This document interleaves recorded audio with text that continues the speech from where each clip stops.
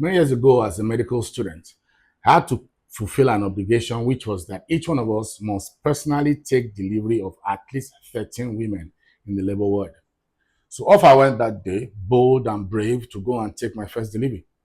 But when I went into the labor ward, the woman that was assigned to me was in so much pain. My young, impressionable heart could not bear it. Unfortunately, the woman looked so much like a babe I was dating then for Luke. And so I took it rather personally. At that point, I told myself that I'm not sure this thing is for me because I can't do a job where I'll be watching women go through this kind of pain. I was so distraught I left the labor ward. And from there, I proceeded to the motor park and headed to Lagos to tell my parents, nah, I'm done with this. I'm sure I'll do better in some other fields other than medicine. So I wasn't able to talk to my dad before I told my mom what was on my mind. My mom told me to go and sleep over it. Late in the night, she woke me up and sat with me and listened to me again and talked me through what I thought was a very big hurdle. Yes, I listened to the voice of my mom, went back to school, and completed my course. Today, I'm a medical doctor. Some few years after that, my father and I were trying to go into a particular type of business with some people that were supposed to be foreigners. I believe I may have told this story before.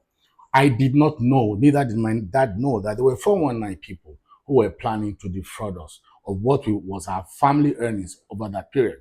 Well, anyhow, it took the voice of a lady I was dating then, Oflukche, that's what my friends call her, and my mom to convince us both, that's my dad and I, that these people are 419 and they will just dupe you. With just a little deep investigation, we found out that we're actually at the precipice of being totally defrauded of the family savings. Again, the voice of my mother and the voice of this lady, Ofluche, saved us. So a few years ago, I think this must have been about 12 years ago, we had an armed robbery incident in my home in Abuja. Yes, all the issues had gone on, armed robbers screaming and shouting and threatening to shoot and kill us. But there was a particular one amongst them that seemed to be so bloodthirsty. The leader of the gang had to keep calming this guy down. That listen, we don't need to kill these people, just calm down. Eventually, when they had taken all the things they wanted to take, they locked us in one room.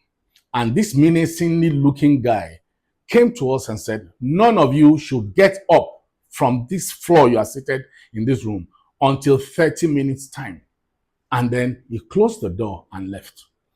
You know how these things can be. In my mind, it had taken so long. So I thought they had gone. So I decided to stand up, go out, probably look for a phone and seek for help to call the police. As I stood up, my daughter looked at me and said, Daddy, where are you going? I said, no, I'm sure they've gone. I want to go out and see if we can get some help.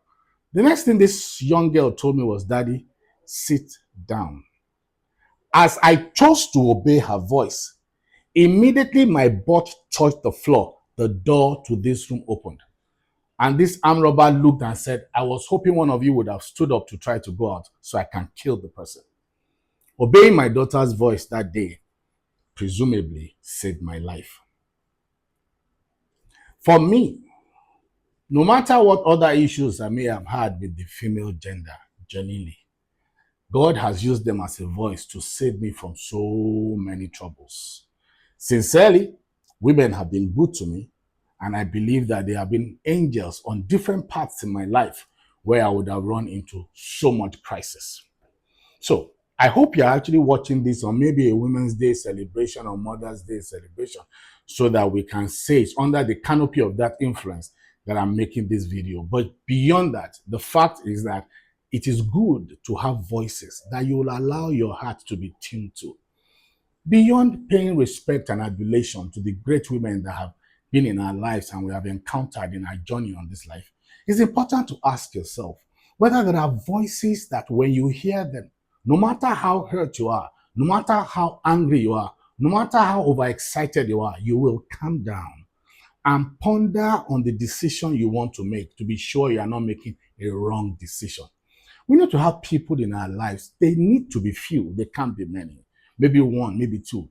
Not known to too many, but known to you, whom anytime they talk to you, you can safely presume that this is a voice of reason, This is a voice of compassion. This is a voice of selflessness. And above all, this is a voice of wisdom. You need such a voice in your life. Seek for it. They don't need to be rich. They don't need to be poor. They don't need to be superior to you. They don't need to be subordinate to you. But seek out those voices.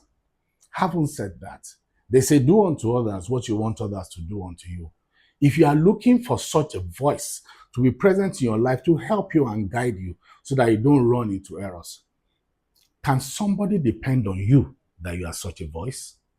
Is it not important for you to also be able to train your own voice so that it's a voice of reason, it's a voice of passion, it's a voice of wisdom? It's important to know that you must find a way to be more relevant in people's lives rather than just being a rabble rouser. Only a foolish person says it exactly as it is in his mind. You must know how to say things in a way that will help and bless the people around you. Do you need to train your voice? I'm trying to train mine. And oh, women, they've been a blessing to me.